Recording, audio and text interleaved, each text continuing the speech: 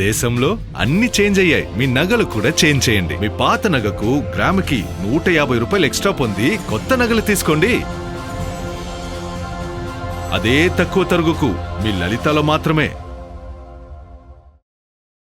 Iran పై Israel మరొకసారి తీవ్రంగా విరుచుకుపడబోతోందా, అది కూడా అమెరికా సహాయం లేకుండా? సో ఇది ప్రస్తుతము నెతన్యాహు చేస్తున్న ఛాలెంజ్.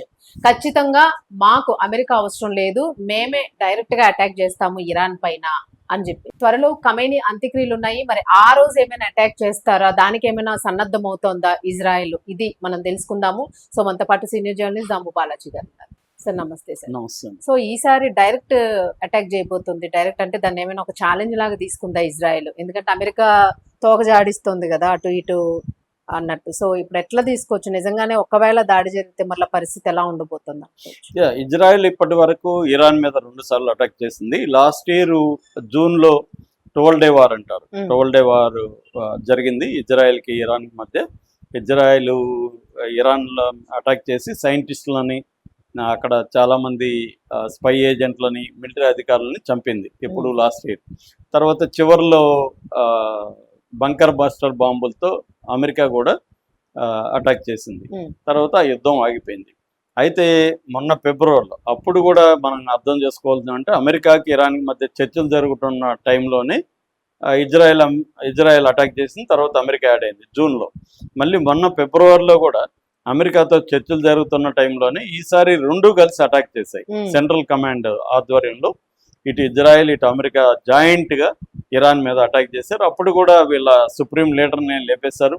తర్వాత 40-50 మంది టాప్ లీడర్లని, మిలిటరీ అధికారులని, ఇంటెలిజెన్స్ అధికారులని లేపేశారు. అప్పటి నుంచి చంపుకుంటూ వస్తున్నారు.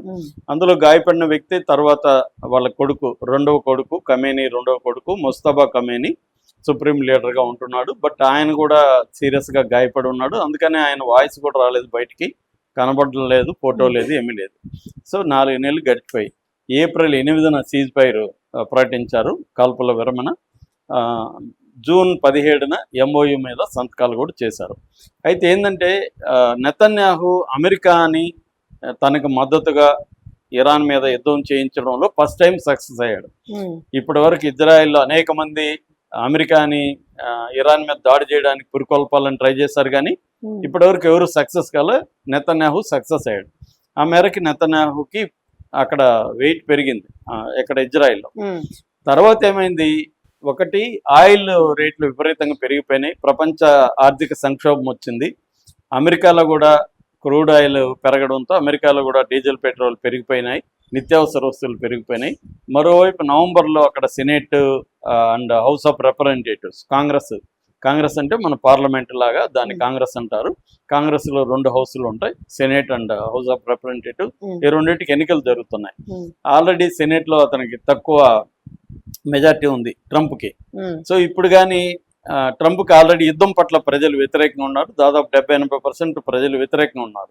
సో యుద్ధం కంటిన్యూ అయితే నవంబర్లో ఎన్నికల్లో రిపబ్లికన్ పార్టీ అంటే ట్రంప్ పార్టీకి కానీ తగ్గితే ఓట్లు, రేపొద్దున కాంగ్రెస్ లో మెజార్టీ లేకపోతే ట్రంప్ ఏ నిర్ణయాలు తీసుకున్నా కాంగ్రెస్ వ్యతిరేకిస్తుంది. అందువల్ల డమ్మీ అయిపోతాడు ట్రంప్. అందుకని ట్రంప్ యుద్ధాన్ని ఆపాలి అనే యాంగిల్లో ఇజ్రాయెల్ పక్కన పెట్టేశాడు. సో ఇజ్రాయెల్ కోపం ఏంటి, మన ఇద్దరం కలిసి యుద్ధం చేస్తే నన్ను పక్కన పెట్టేసి చేశాడు. అసలు యుద్ధం లక్ష్యం ఏంటి, ఇజ్రాయెల్ పాయింట్ ఆఫ్ వ్యూ నుంచి యుద్ధం లక్ష్యం ఏంటంటే ఇరాన్ని బలహీనపరచడం. అందుకని వాళ్ళు ఏమనుకున్నారంటే సుప్రీం లీడర్ని చంపేస్తే కొత్త నాయకత్వం మన కంట్రోల్లోకి వచ్చేస్తుంది. ఆల్రెడీ ఇరాన్లో ప్రభుత్వ వ్యతిరేక ప్రదర్శనలు అంతా జరిగాయి కాబట్టి ప్రజల్లో వ్యతిరేకత ఉంది. దాన్ని ఉపయోగించుకొని గవర్నమెంట్ మార్చేయచ్చు, రిజీమ్ చేంజ్ అంటారు. రిజీమ్ చేంజ్ చేద్దామనేది వాళ్ళ ఉద్దేశం.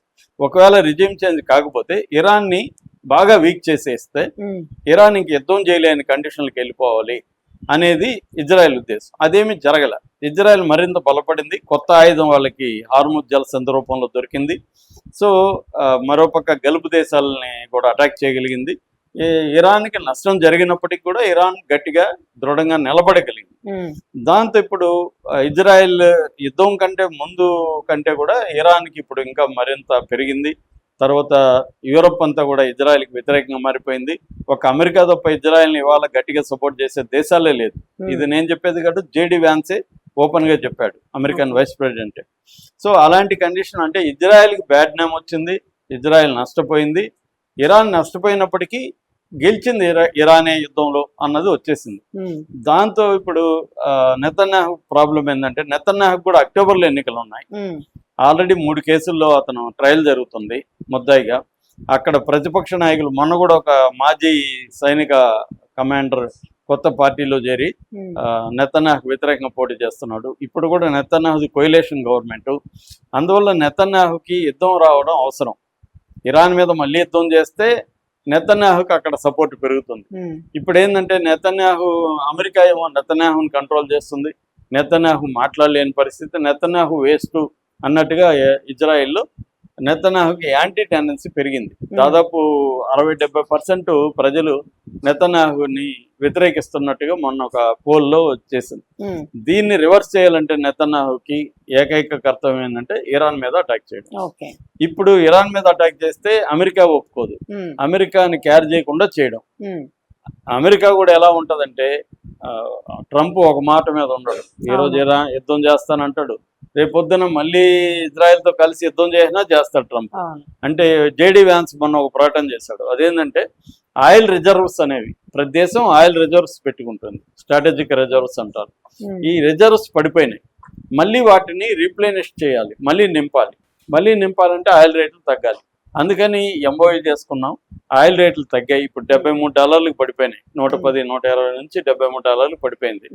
సో పడిపోయాయి కాబట్టి మళ్ళీ రిజర్వ్స్ పెంచుకొని, రిజర్వ్స్ పెంచినాక మళ్ళీ ఏం జరుగుతుందో చూస్తాం అంటున్నాడు. అంటే ఇండైరెక్ట్ గా మళ్ళీ కూడా యుద్ధానికి రావచ్చు.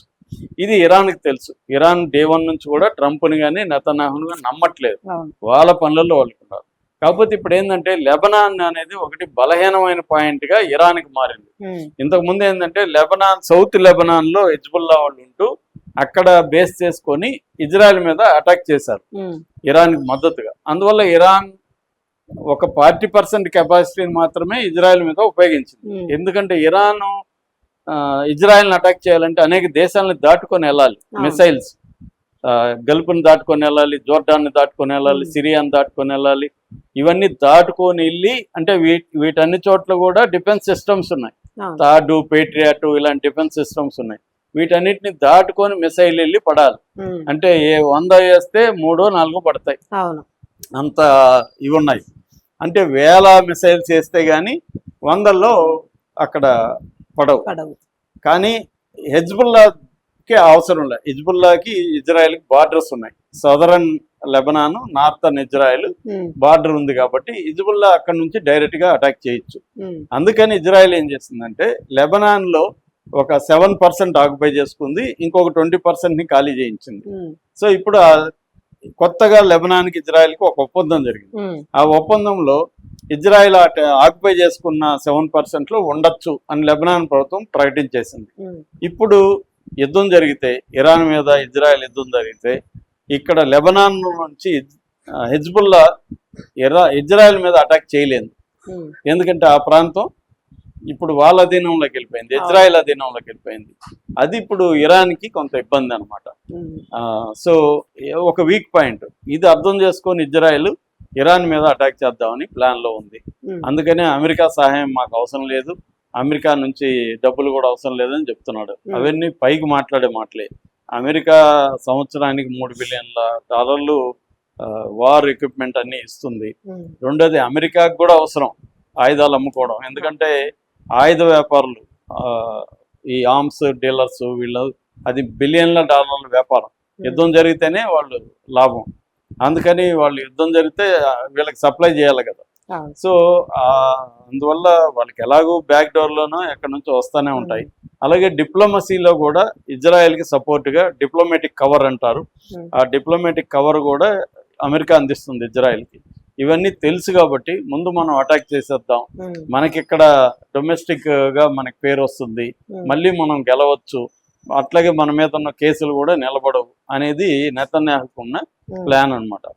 సో మళ్ళీ యుద్ధం అయితే వస్తుంది, ఇరాన్ మీద అటాక్ చేస్తుంది, ఇరాన్ కూడా ప్రిపేర్ గా ఉంది, మళ్ళీ యుద్ధం వస్తుంది. ఇక్కడ ఇంకోటి ఏంటంటే ఇప్పుడు 4వ తేదీ నుంచి 9వ తేదీ వరకు ఈ అలీ ఖమేనీ అంత్యక్రియలు ఉన్నాయి. దాదాపు 2 కోట్ల మంది పాల్గొంటారని అంచనా. ఉమ్, మొత్తం టెహ్రాన్లో స్టార్ట్ అయ్యి క్వాము, టెహ్రాను, తర్వాత ఇరాక్లో ఉండే ఒక 2 నగరాలు నజఫ్ అండ్ కర్బాలా, ఉమ్, ఈ నగరాల గుండా ప్రదర్శన వెళ్ళి ఫైనల్గా మసాద్ అనే ఒక ప్లేస్లో అతన్ని పూడుస్తారు, అంత్యక్రియలు ఖననం చేస్తారు.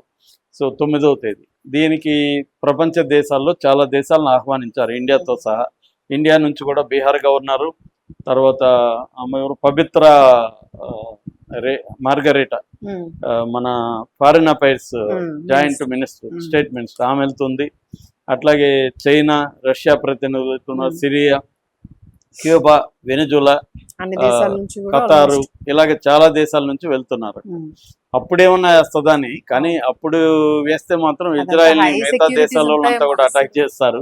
అవును, ఇప్పుడేమన్నా అయిందంటే, అవును. కాబట్టి అప్పుడు వేస్తుందని తెలియదు, కానీ బట్ అదైనాక అలర్ట్ గా అయితే మాత్రం ఉండాలి. వేసే అవకాశం అయితే ఉంది. యుద్ధం అయితే గ్యారంటీ. మళ్ళీ నెతన్యాహు అవసరం కూడా యుద్ధం. అలాగే అమెరికా కూడా ఈ నిల్వలు పెరిగినాక అమెరికా కూడా యుద్ధం చేయొచ్చు, అవును. చెప్పలేము. ఉమ్, ఆ, మరి ఏం జరుగుతుందో చూడాలి. ఏది జరిగినా మనకి ఇండియాకి మళ్ళీ తొందరలే. ఇప్పుడిప్పుడే Affect తేరుకుంటున్నాము. మళ్ళీ అది కానీ జరిగితే మళ్ళీ మనకి ప్రాబ్లం. ఆ. ఎందుకంటే ఇప్పటికి కూడా స్ట్రైట్ ఆఫ్ హార్మజ్ నుంచి యుద్ధం జరగక ముందు రోజుకి 110 షిప్పులు వచ్చేవి, యావరేజ్ 110 నుంచి 120 వచ్చేవి. ఇవాళ 30-35 అన్నీ వస్తున్నాయి అన్నమాట. ఇంకా ఫుల్గా రావట్లేదు. ఇంకా అక్కడ 12-13 వేల మంది ఈ షిప్పుల్లో పనిచేసే వాళ్ళు ఇరుక్కొని ఉన్నారు. ఇరుక్కుని ఉన్నారు. కాబట్టి ఇదంతా నార్మల్ అవడానికే టైం పడుతుంది యుద్ధం లేకపోతే. అవును. యుద్ధం అయిందనుకో మళ్ళీ వెనక్కి వెళ్ళిపోతుంది. Thank you.